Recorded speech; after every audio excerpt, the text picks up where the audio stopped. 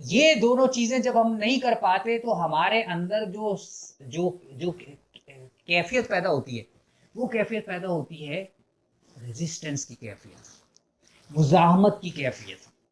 یہ مزاحمت ہمیں مسائل کو قبول کرنے اور پھر ان کو ان کی یہ شدت کو کم کرنے سے ہمیں روکتی ہے. اور اس مزاحمت کے نتیجے میں مسئلہ وہ اتنا بڑا ہوتا ہے لیکن ہمیں محسوس اتنا بڑا ہوتا ہے. میں احساس کی بات کر رہا ہوں, ایموشنل اسٹیٹ, جذباتی کیفیت.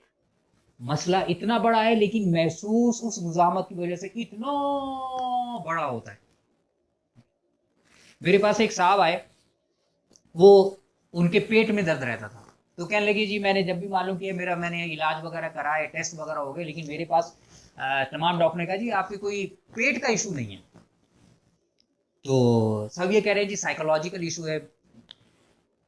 میں نے ان کو موٹیویٹ کرنے کے لیے ایک اسٹوری سنائی جو میں کامیابی ڈائجسٹ میں غالباً سن 2008 میں شائع کر چکا ہوں, محمد رمضان کے نام سے, کہ ایک صاحب جو ہیں وہ ہاضم آباد 2 نمبر میں ان کے جو ہے وہ گردے تقریباً ختم ہو گئے تھے ان کے, اور پیسہ بالکل نہیں تھا ان کے پاس. ایک 50 اس زمانے میں ان کے پاس ہوتی تھی, اور وہ 50 بھی SIUT جایا کرتے تھے, تو وہ 50 بھی کچھ عرصے میں وہ اس آنے جانے میں خرچ میں انہیں بیچنی پڑ گئی. اور چونکہ اس زمانے میں 10 روپے کی جو ہے وہ جو نرس ہے وہ 10 روپے کی ڈرپ لگایا کرتا تھا, سوری جو انجیکٹ یہاں پہ کرنا ہوتا تھا, تو ان کے پاس وہ 10 روپے نہیں ہوتے تھے.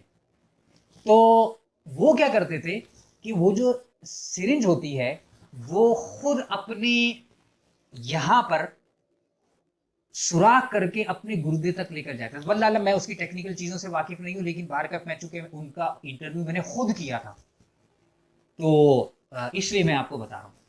تو انہوں نے بعد میں اپنی, اب آپ اندازہ لگائیں کہ اس کھال کے اندر وہ جو پلاسٹک کی سرنج ٹائپ وہ ہے, وہ آدمی گھسائے گا, اس کو کتنی اذیت ہوگی, اور پھر اندر جا رہا ہے گردے میں. 10 روپے کی خاطر کہ اس بیچارے کے پاس 10 روپے بھی نہیں ہے. اور انہوں نے, میں اپنی قمیص اوپر کر کے دکھائی, پورا یہ جو اتنا حصہ ہے وہ جیسے جو زخم ہوتے ہیں, زخم صحیح ہونے کے بعد جو ہے وہ اس کے داغ رہ جاتے ہیں, تو ان کی یہ اتنا حصہ ہے وہ اسی قسم کے داغوں سے بھرا ہوا تھا. مطلب مجھے دیکھ کر بڑا عجیب سا لگ رہا تھا, اور اس نے تو جھیلا تھا. میں نے یہ کہانی, وہ جو صاحب میرے پاس آئے تھے پیٹ کے درد کے علاج کے لیے, ان کے سامنے رکھی. سب کچھ سننے کے بعد کہنے لگے سر یہ بات تو آپ صحیح کر رہے ہیں کہ انہوں نے بڑی اذیت میں گزارا ہوگا, لیکن پیٹ کا درد تو پیٹ کا درد ہوتا ہے. ٹھیک ہے, تو وہ جو جذباتی کیفیت ایموشنل اسٹیٹ ہے, ٹھیک ہے, وہ آپ کو اتنی بڑی چیز کو آپ کو اتنا بڑا کر کے پیش کرتی ہے. ٹھیک ہے, یہ مزاحمت کی وجہ سے ہوتے ہیں. لیکن جب آپ ایکسپٹ کر لیتے ہیں تو چیز حقیقی, یعنی جو ریئل ہے, ریئل سائز اس کا ہے, وہ ہمارے سامنے آ جاتی ہے. اور جب آپ لیٹ گو کر دیتے ہیں تو پھر اس کے بعد آدمی کے سامنے جب اس کی ایموشنل اسٹیٹ درست ہو جاتی ہے تو پھر چوتھا قدم ہوتا ہے, وہ ہوتا ہے گریٹیٹیوڈ کا, شکر گزاری کا. آدمی جب حقیقت پسند ہو جاتا ہے تو پھر اس کو اپنے ارد گرد اپنی ہیومن ریسورس بھی نظر آنا شروع ہو جاتا ہے. اس کے دوست احباب, اس سے محبت کرنے والے لوگ, اس کا ہاتھ پکڑنے والے لوگ, اس کے پاس جو مالی یا غیر مالی وسائل ہیں, وہ اثاثہ جسے ہم کہتے ہیں ایسیٹس, اور سب سے بڑھ کر اپنی صلاحیتیں, جو ہم نے شروع میں ابھی بات کی کہ ڈپریشن اور اینزائٹی کی وجہ سے کیا ہوتا ہے کہ آدمی اپنی صلاحیتیں اس کی سلب ہو جاتی ہیں, وہ انہیں دیکھنے کے قابل نہیں ہوتا, وہ جمود کا شکار ہو جاتی ہیں اس کی صلاحیتیں, اسے سمجھ میں نہیں آتا کہ میں کیا کروں.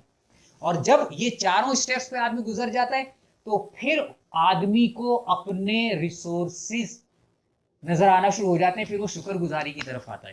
اس لیے شکر گزاری جو ہے قرآن پاک میں تو بڑی ہی کئی بار اس پر موضوع پر بات کی گئی ہے، لیکن شکر گزاری حقیقی بات یہ ہے کہ یہ کوئی مذہبی پریکٹس نہیں ہے، یہ ایک نیچرل پریکٹس ہے. انسان کی شکر گزاری انسان کی بنیادی ضروریات میں سے ہے. اور شاید اسی وجہ سے میں جب قرآن پاک کی آیت کا مفہوم ہے اس پہ غور کرتا ہوں کہ اگر تم شکر ادا کرو گے تو میں تمہیں اور دوں گا، اور اس کے آگے عموماً لوگ جو صرف یہاں تک کوٹ کرتے ہیں، اس کے آگے ہے کہ اللہ کا عذاب بہت شدید ہے.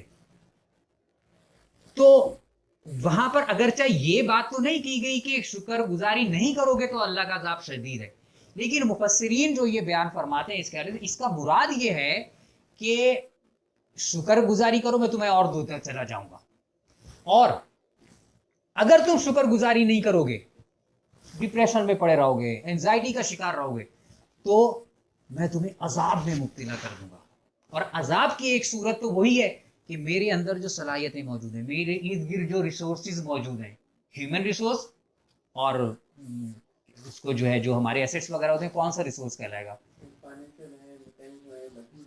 میٹیریلسٹک جو آپ کے ریسورسز ہیں، میٹیریلسٹک ریسورسز میرے خیال میں اس کو یا ٹینجیبل ہم کہہ لیں، ٹینجیبل ریسورسز ہیں. یہ ٹینجیبل اور انٹینجیبل دونوں قسم کے ریسورسز سے آدمی استفادہ کرنے کے قابل نہیں رہتا.